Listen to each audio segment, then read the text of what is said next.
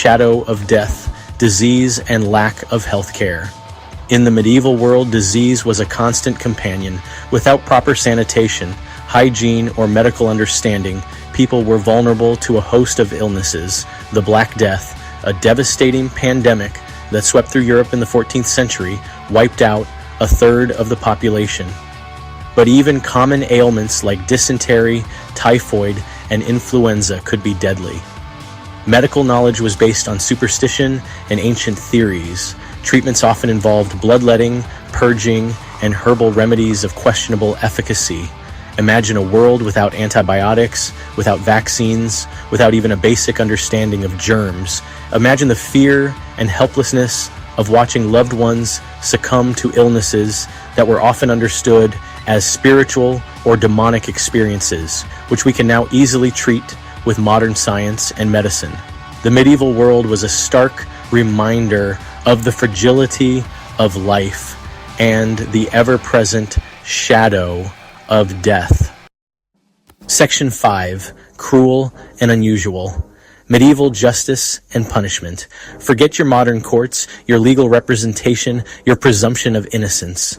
Medieval justice was swift, brutal, and often unfair. Accusations were enough to land you in trouble, and trials, if they occurred at all, relied on methods like trial by ordeal. Punishments were designed to be public spectacles meant to deter crime through fear and intimidation. Executions, often by hanging, burning, or beheading, were common. Other forms of punishment included mutilation, branding, and imprisonment in horrific conditions.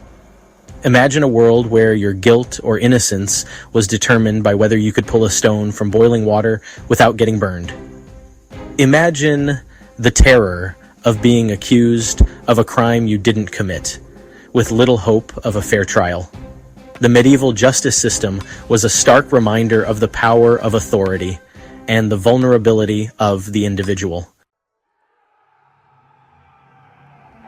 Section 6. A state of war, the ever-present threat of violence. In the medieval world, peace was a fleeting notion. Warfare was a constant threat, whether between kingdoms, within kingdoms, or even between neighboring villages. Armies clashed on battlefields, leaving behind carnage and destruction. But the violence wasn't confined to the battlefield. Banditry was rampant, and travelers risked being robbed or killed. Even within cities and towns, violence was a part of life.